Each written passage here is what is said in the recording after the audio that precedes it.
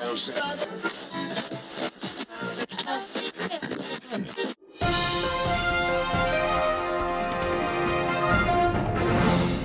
calon penatua dan penatua GKI Serpong, salam sejahtera, salam kenal dengan saya Penatua Arif Slamet Widodo. Kita akan membahas mengenai sejarah GKI. Enggak ya, saya ngomong sendiri. Oke lah, kita masuk ke dalam cerita.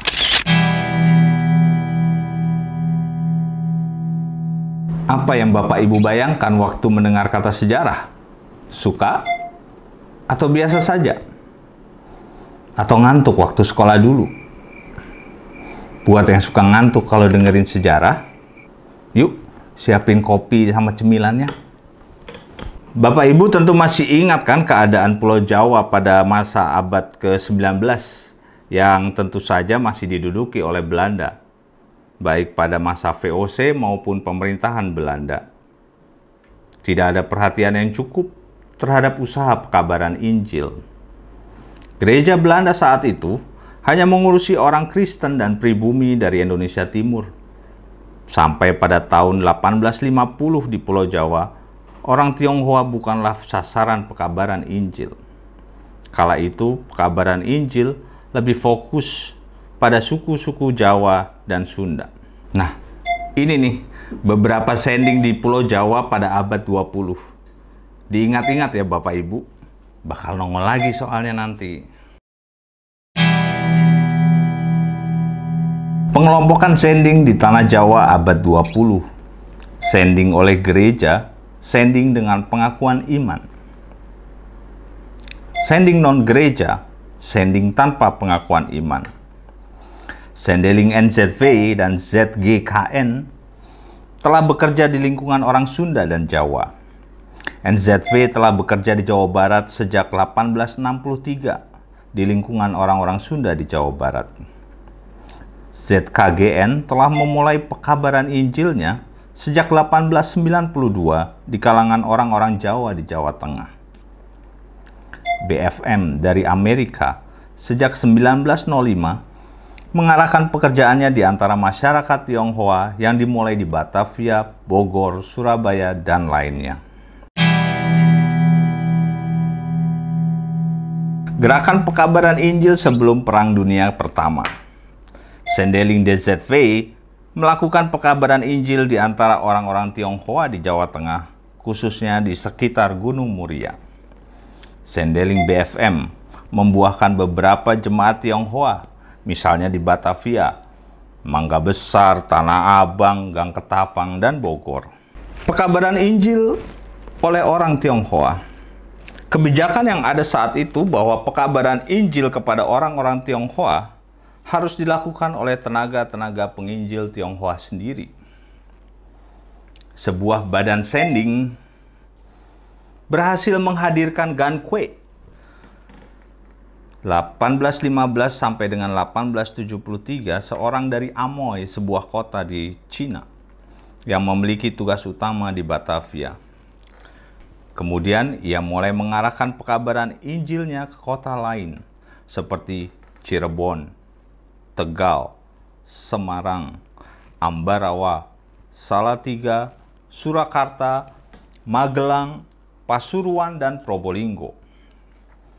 Beberapa orang Tionghoa pertama yang menjadi percaya, Ang Bun Sui, bertobat di Indramayu 1858. Goko bertobat di Batavia 1868. Kotek San bertobat di Purbalingga 1866. Uisi Tiong bertobat di Surabaya 1898. Mengapa pekabaran Injil tidak menyentuh orang Tionghoa? Karena pekabar Injil fokus kepada orang setempat atau pribumi saja, sehingga mereka lebih mempelajari tentang agama dan kebiasaan pribumi. Pada waktu itu, orang Tionghoa bukan prioritas, karena hanya sebagai pendatang dan pedagang.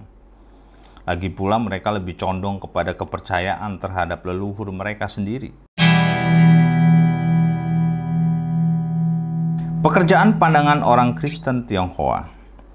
Secara garis besar, etnis Tionghoa di Indonesia terbagi menjadi dua, yaitu Tionghoa Peranakan, Lauke, yang berorientasi ke Hindia Belanda, dan Tionghoa Tok-Tok, Singke, yang berorientasi ke Tiongkok. Beberapa penyebab perbedaan orang Kristen Tionghoa adalah ideologi politik dan teologi sending, terutama pemaknaan Matius 28 ayat 16 sampai dengan 20. Nah, berikut beberapa perbedaan jemaat Tionghoa di wilayah Jawa.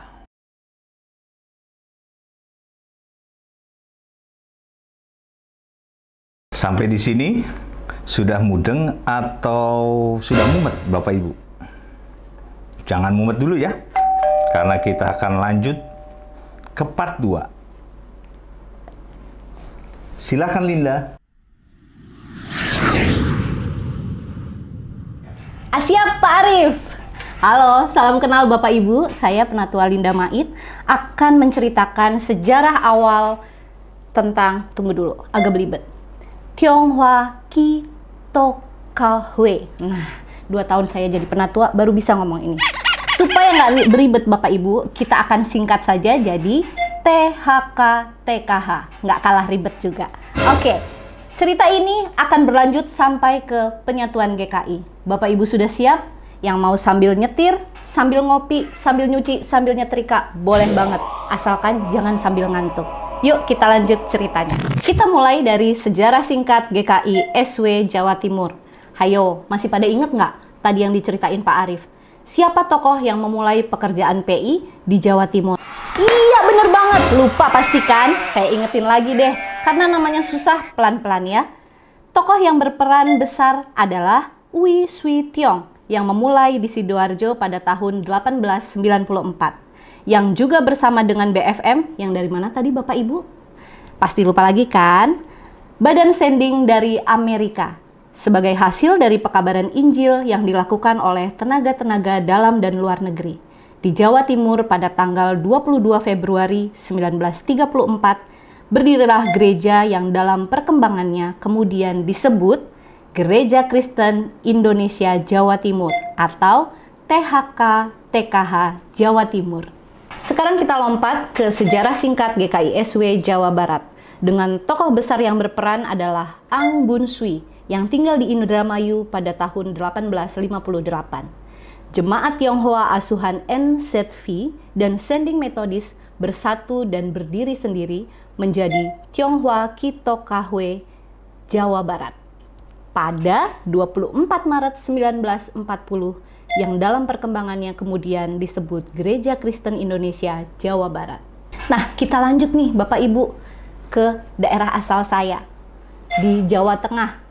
Sejarah singkat GKI SW Jawa Tengah bermula dari 3 tokoh penting yang tinggal di Purbalingga, Banyumas, dan Purwokerto. Ada Bapak Kauteksan di Purbalingga, Nyonya Ostrom Philip di Banyumas, dan Nyonya Philip Stephen di Purwokerto. Pada tanggal 8 Agustus 1945, berdirilah gereja yang dalam perkembangannya kemudian disebut Gereja Kristen Indonesia Jawa Tengah. Tahukah Bapak Ibu bahwa GKI Kuitang bergabung dalam GKI Jawa Tengah karena 2 alasan? Apa hayo? Yaitu kesamaan sending dan kesamaan bahasa pengantar khotbahnya. Kalau tadi kita sudah menyimak tentang THK TKH dari Jawa Barat, Jawa Tengah hingga Jawa Timur, lalu kapan ya terjadi penyatuan di tubuh GKI dan apa tujuan yang melatar belakanginya?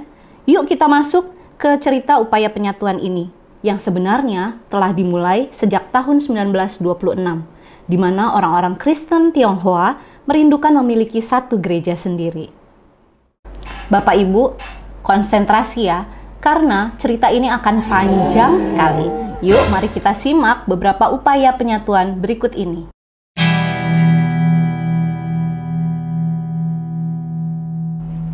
Yang pertama, THK TK TH atau Tionghoa Ki To Ka Chong Hue yang merupakan persekutuan orang-orang Tionghoa di Indonesia.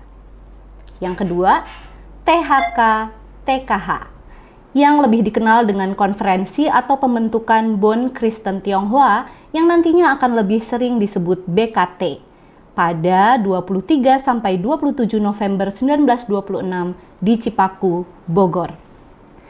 Yang ketiga, membentuk wadah keesaan yang baru, yaitu Badan Permusyawaratan Persatuan Gerejani atau nanti sering disebut BPPG pada tanggal 21 September 1954 di Cirebon. BKT masih hidup sampai dengan tahun 1934. Pada tanggal 13 sampai 15 Juli 1934 di Cirebon dilaksanakan konferensi pembentukan Gereja Tionghoa Serikat atau GTS, di mana GTS sering juga disebut Gereja Tionghoa Nasional atau GTN. Selanjutnya, pada tanggal 20 November 1937 diadakan pertemuan yang dikenal sebagai pertemuan diperluas, yang mengamanatkan agar diselenggarakannya konferensi khusus untuk membahas usaha-usaha mempersatukan gereja-gereja Tionghoa. Kemudian, pada tanggal 5 Desember 1939, diselenggarakanlah sebuah konferensi yang bertempat di Lawang. Konferensi ini sering juga disebut Konferensi Lawang, yang dihadiri oleh para wakil-wakil dari Kohe-Kohe di Jawa, yang di samping juga ada beberapa jumlah tamu lainnya. Kemudian pada tanggal 25 sampai 28 Mei 1948 di Jakarta, diselenggarakanlah sebuah konferensi pembentukan DGKTI. Konferensi ini dihadiri oleh wakil-wakil dari 49 jemaat Tionghoa dari Jawa Barat, Jawa Tengah, dan Jawa Timur, Sumatera, Kalimantan, dan juga Sulawesi. Sampai sini, apakah bingung Bapak Ibu? Jangan bingung dulu, kita masih akan membahas BPPG. Masih ingat nggak tadi? Lupa ya? Saya ingetin pelan-pelan ya. Pada tanggal 21 September 1954 di Cirebon, dibentuklah sebuah wadah keesaan yang baru dan diberi nama Badan Permusyawaratan Persatuan Gerejani atau BPPG, yang didukung oleh 3 gereja Tionghoa di Jawa, yaitu Klasis Jawa Barat, Klasis Jawa Timur, dan Sinode Jateng. Pertemuan ini dilakukan pada tanggal 12 hingga 13 Maret 1957 di Tretes, Jawa Timur, dengan keputusan meminta pengurus DGKTI untuk mengadakan pertemuan guna membahas masa depan dari DGKTI. Nah, ini nih beberapa rencana kerja BPPG yang dapat kita rangkum. Yang pertama, menyusun tata kebaktian bersama. Yang kedua, menyusun buku nyanyian bersama. Yang ketiga, menyusun buku katekisasi bersama. Yang keempat, meneliti sikap orang Kristen terhadap jenazah. Dan yang terakhir, menyusun sejarah gereja-gereja Tionghoa. Nah, kemudian bagaimana dari BPPG ini berubah menjadi Sinode Am GKI? Penasaran kan? Ini dia ceritanya.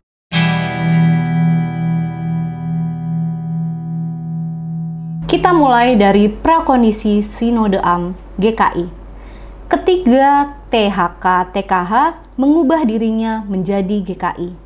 Kemudian muncul alternatif pembentukan wadah keesaan baru yang tidak didasarkan pada alasan etnis dan yang bertujuan untuk memantapkan keesaan yang diusahakan oleh DGI. Ya, semacam gereja Protestan Indonesia begitu Bapak Ibu. Nah, inilah beberapa pertimbangan yang melandasi perubahan THK TKH menjadi GKI.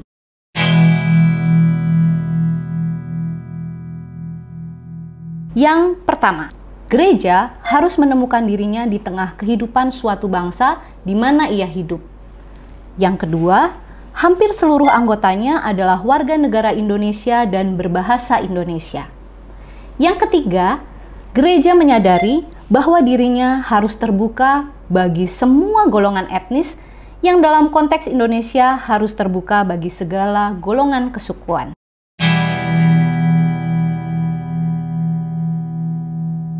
Bapak Ibu, yuk kita lanjut. Bagaimana sih langkah konkret dari BPPG menjadi Sinode Am GKI? Yang pertama, mengadakan beberapa kali rapat, GKI banget ya, untuk mempertimbangkan persiapan pembentukan Sinode AM GKI. Dan yang kedua, BPPG dalam pertemuannya di Cirebon pada tanggal 7-8 Maret 1961 telah berhasil menyusun konsep awal Tata Sinode AM GKI. Dan yang ketiga, konsep awal ini dimatangkan oleh pengurus BPPG di Kaliurang, Yogyakarta menjadi konsep Tata Sinode AM. Dan yang keempat, pada tanggal 27-29 Maret 1962 di Jalan Kelinci 34, Jakarta, diselenggarakanlah sidang Sinode AM GKI yang pertama. Nah, sudah mendekati akhir nih, Bapak Ibu. Ada beberapa hal penting yang perlu kita ingat mengenai keputusan-keputusan penting yang dibuat oleh Sinode AM GKI. Apa saja? Yang pertama, menyetujui dan mensahkan berdirinya Sinode AM GKI dan sekaligus Tata Sinode AM GKI. Yang kedua, menyetujui dan mensahkan pernyataan yang akan disiarkan kepada gereja-gereja anggota DGI, gereja-gereja di luar negeri, badan-badan Kristen, pemerintah, dan media massa. Dan yang ketiga, menyetujui dan mensahkan pembubaran BPPG berkenaan dengan telah terbentuknya Sinode AM GKI tersebut. Poin yang hampir banget sampai di akhir Bapak Ibu. Dari terbentuknya GKI ini ada beberapa hal menarik loh yang bisa kita ketahui.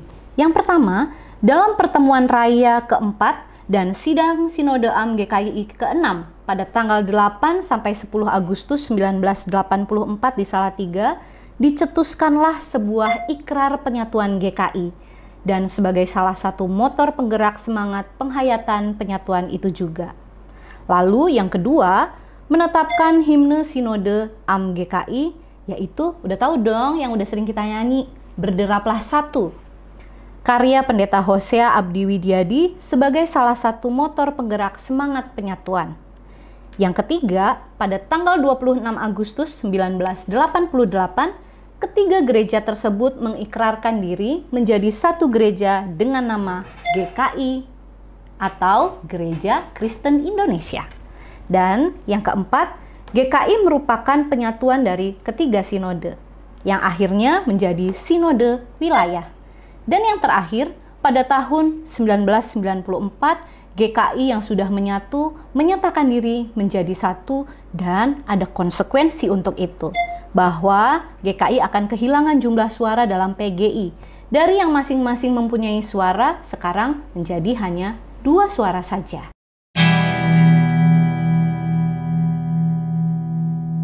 Sedemikian jauh pembahasan kita Bapak Ibu. Berbahagialah Bapak Ibu yang mudeng dan nggak mumet. Sampai sini ada yang mau ditanya Bapak Ibu? Nggak bisa kan? Kalau gitu saya aja deh yang tanya. Kenapa ya GKI Serpong masuknya ke GKI Sinode Jawa Tengah? Bapak Ibu tahu jawabannya? Mau tahu jawabannya? Karena masih ingat nggak di awal tadi saya sudah menjelaskan bahwa karena adanya kesamaan sending dan bahasa pengantar khotbah, maka GKI Kuitang masuk dalam GKI Jateng. Nah, kemudian GKI Kuitang melahirkan GKI Kebayoran Baru. Bapak Ibu tahu kan, GKI Kebayoran Baru kemudian melahirkan GKI Serpong. Itulah kenapa GKI Serpong masuk dalam Sinode GKI Jawa Tengah. Nah, bagi Bapak Ibu yang penasaran, ingin tahu lebih lanjut tentang sejarah GKI, Bapak Ibu bisa membacanya sendiri dalam buku 3 menjadi 1. Buku ini dapat Bapak Ibu beli di kantor Sinode. Oke, kami mengucapkan terima kasih untuk Bapak Ibu yang mendengarkan siaran kami pada hari ini, juga terlebih kepada Pendeta Agus yang sudah menyediakan materi untuk pagi hari ini. Terima kasih, sampai jumpa.